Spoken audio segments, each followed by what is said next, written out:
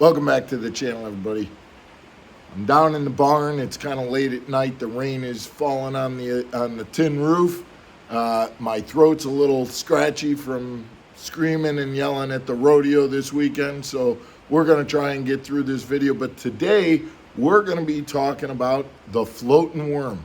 It is that time of year when the floating worm is a big part of my arsenal, but I've got a tip in terms of what piece of terminal tackle to use that I don't think anybody is gonna tell you on YouTube. So stick around, we'll get into that and we'll show you how to rig the floating worm so that it works and so that you catch some big bass during this pre-spawn spawning season. We'll be right back.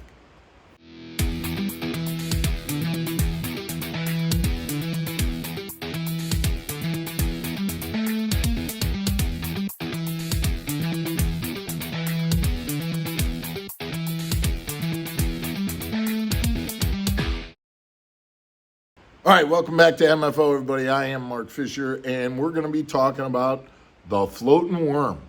So the floating worm setup is pretty simple. It's spinning tackle, again, a plastics type of rod. You want to have a rod that's got a relatively stiff backbone to be able to set the hook when you get those strikes. But I will tell you that the strikes on a floating worm are usually either they're pretty vicious or that fish will just come up behind it and suck it in. So I don't get a lot of misses, but I do you want to be able to set the hook pretty firmly on that. The biggest thing to know when you're rigging with a floating worm is that this is a technique that I do use a little bit of a swivel on my line. I'll put that swivel 14 inches to 2 feet or above the hook, just because that floating worm is going to give you a lot of twist. And at the end of the day, you'll be dealing with those line twists. And so using a swivel on that is pretty standard.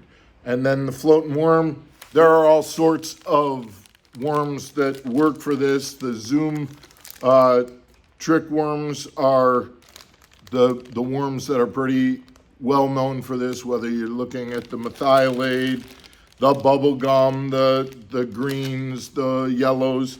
This is an X-Zone bubble gum that works as well too. I tend to, for the most part, use either the methylate or the bubble gum, although Madison Chain, the yellow, worked just phenomenal. It outperformed all the other colors. Here's the part that I want to get to that is different. Back in the day, there was a hook made by Eagle Claw that was called the R-bend hook. Let me take this worm off to show you how this is. This is the R-bend hook by Eagle Claw. I think if I put it there, you can see it well against the white background. That hook, again, this was an R-bend hook by Eagle Claw. This hook, I still have these, and the only application that I ever use these is for using it with floating worms. Let me show you very quickly how these work. So you take the worm, and by the way, when you're rigging a floating worm, you always want to rig it so that the flat side is down, because that way you get that glide on the floating worm. So the way this works is you actually put this in, and then you take the hook point and go through the top and then right back down through the bottom. So you can see I've got just a little bit of the hook coming through the top of the hook. And so what this is going to do is I rotate this worm, or I move this worm through the hook. Now the worm is going to swing around, and that R bend actually comes up through the top of the worm. You can see that right there.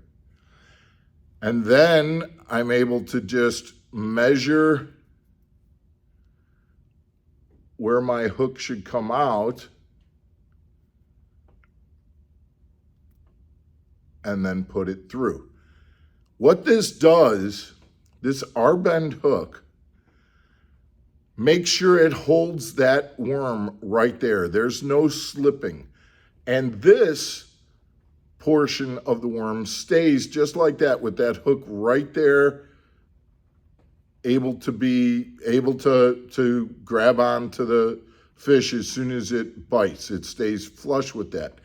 So the deal with this, normally you will see people use just an EWG hook.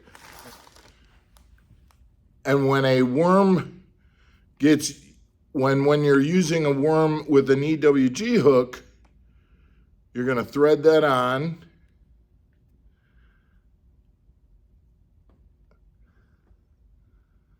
The worm itself goes into the flat part of the hook, and you're going to have it like this. What I find happens so much when I'm throwing a floating worm using just a standard EWG hook is that my worm has a tendency to slide down like this. And so I'm constantly putting the worm up and having to skin hook the worm to keep it straight, because as soon as that skin hook portion comes down, then my worm starts to slip down. And that never happens with this R-bend hook. This R-bend hook keeps this portion of the worm always here, and this part just doesn't slide down. And that isn't, I'm not skin hooking that right now, and it still doesn't come down, which allows this bait to be, this portion of the bait is always like this, which allows me then when I twitch the rod to get that walking the dog type action on this. Guys, I know I'm giving you a tip that you're gonna look at and say, man, that's great, but how do I get these R-bend hooks? I've looked around and I don't know that they still produce or make these R-bend hooks. Fortunately, I have a supply of them, and I really value them, and I really kind of keep them separate just for this one application. But I would absolutely recommend that if you want, do some digging around, do some looking in either in some old tackle boxes or some old bait shops or things like that to see if you can find yourself some R-bend hooks. You may have some and not even realize it. But these R-bend hooks from Eagle Claw are absolutely a great tool to use for working a floating worm. Guys, if you can't do that, an EWG hook and maybe take a little super glue on the front end of the hook and glue the head in place may help with that. But I'm telling you guys, when you're throwing a floating worm, especially in the pre-spawn, shallow water, around buckbrush, around docks, around laydowns, and things like that, it is a snagless type of presentation that you can throw in shallow cover.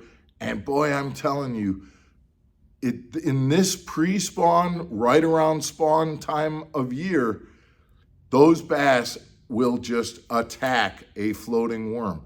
It's the kind of bait where you're constantly looking at it. Even if you let the bait sink an inch or two down in the water, you're still working it pretty surface to subsurface, and you can really get some vicious attacks and some big fish throwing a floating worm. I hope this information was helpful for you. As always, we'd ask that you please subscribe to the channel, hit us a thumbs up, and send us your comments.